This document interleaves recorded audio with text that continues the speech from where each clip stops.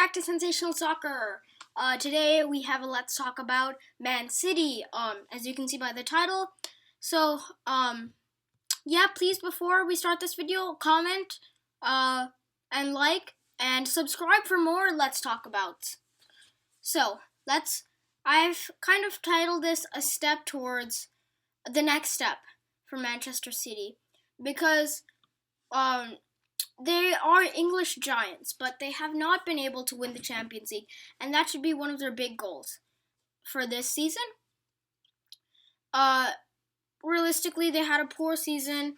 It has been a big gap between them and Liverpool, and winning the Champions League is crucial right now because players like Fernandinho and Aguero will be retiring soon, and they deserve a Champions League before they retire, at least at Man City. So,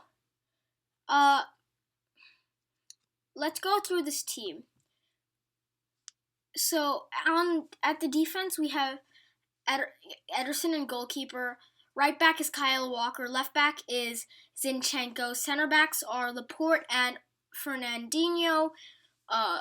Midfield is De Bruyne, Rodri, and Phil Foden. Right wing is Silva, left wing is Sterling, and striker is Aguero. So, first I kind of wanted to talk about Gabriel, the Aguero replacement, especially because he's getting old. There's been a lot of doubts about Gabriel Jesus, but I think he's got it. I think he's that good of a player that he has the ability and the quality, frankly, to be able to come into that Man City side and, fill in the gap that Aguero had. So their weakest position, as you can probably see by the team, is defense. It just doesn't, it looks on paper as a strong defense, but half the players are flopping and, not doing very well. So let's start with the center backs. Fernandinho's 34, and he's not a center back. Otamendi is just not to the same level as Manchester City is. Stones is a bit overrated, in my opinion. Laporte, half the time he's injured. It's clear they need a new center back. And that center back, in my opinion, is Kalidou Koulibaly. The deal's almost through. They're offering around 70 million to Napoli, and I can actually see this deal happening. It's a win-win for both clubs. Napoli have a little bit more money, and they can spend it in other places more intelligently, and they can sustain and have a better future. Kalidou Koulibaly can move up to that next step because Napoli aren't doing very well in real life. And, Man City desperately need a new center back. Kalidou Koulibaly is one of the best center backs in the whole world, and he could do amazingly at Manchester City. Imagine Kalidou Koulibaly and Laporte. They're the perfect foil for each other, right? One's a little bit more like playmaker, and one's a little bit more no nonsense. So, yeah. So the rumors are again 70 million. And yeah, I think that the deal's gonna happen pretty soon. If Kalidou Koulibaly moves to another club, or Man City cannot make an agreement, another deal that's being thought of a lot is Nathan Ake. This is smart as a squad player, but as a team, I don't think it's the best choice. I can honestly see, if Stones and Otamendi leaves, I can see Ake coming in and Koulibaly coming in, because Ake's a great squad player. He can move to left back. He provides an option to play a 3 at the back, and just choices for Manchester City. Secondly, I think left back is super important. Mendy has been pretty bad, right, since he's come. Zinchenko, he is not at the same level, and both of them are not at the level, right? So I think two players that could do well in this position. The one being linked more heavily is Alex Telles of Porto. Look, it makes sense. Porto, he moves to a more, let's say like competitive league. He will, do better things. He'll be in the Champions League more consistently, and Manchester City have filled at left back, their hole at left back. Same. Another choice I was thinking about was Alejandro Grimaldo if they cannot agree a deal with Alex Telles. But more likely this won't happen this summer if they cannot find a buyer for Mendy or Zinchenko because they have bigger issues. So David Silva is retiring. Now let's move on to the midfield. David Silva is retiring. And we've seen this before and we know it. Phil Foden is the ready-made replacement for David Silva. I think he will be starting several games, and he will develop really well under Pep Guardiola.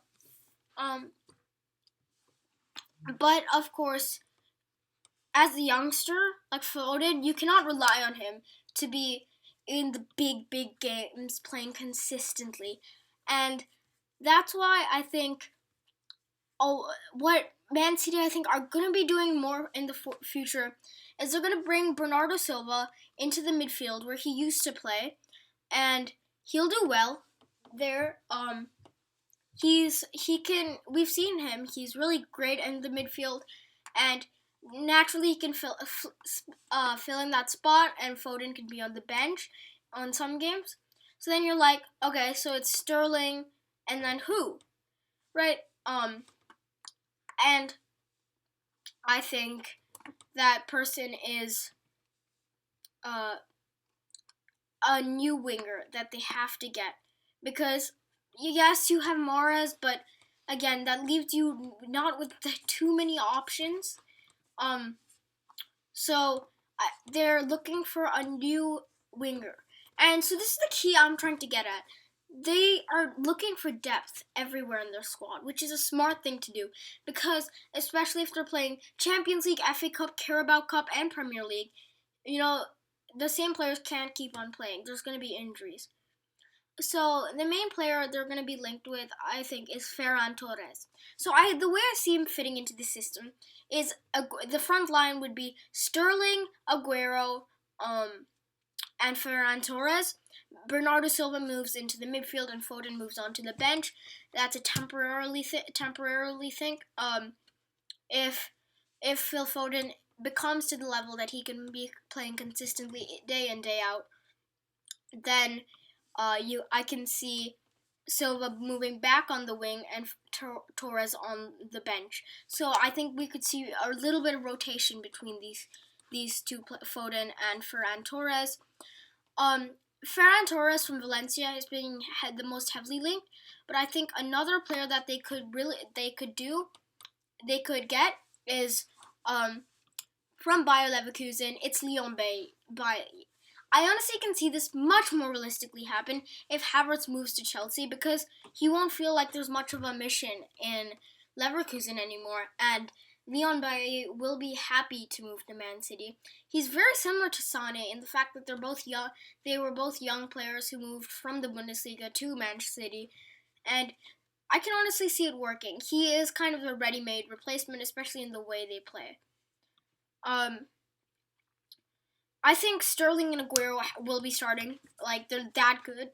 Yeah, and I think it'll be a successful transfer window. Say they can get Koulibaly, Telles, Ferran Torres. Right, that would be a good transfer window for Manchester City. And that's the transfer window they're looking to have. Again, just to I think Gabriel Jesus is the natural successor to Aguero, and I think he will be definitely getting some more game time. I don't think they need another backup striker. Jesus is, going to be a great player in the future, and I'm excited to see what he can do at Man City. Especially as Aguero grows older, he'll get more injuries, and I think Man City can trust Gabriel Jesus on both a tactical level and also like Aguero on a tactical level, basically. Yeah, so I think realistically, that's it for Man City's transfer window. If they can get these, I have no doubt maybe next season they will be challenging for the Champions League and the Premier League. So, yeah, that's all from Sensational Soccer. Let's Talk About Man City is out, and it's been fun talking about Man City. I am out. Peace.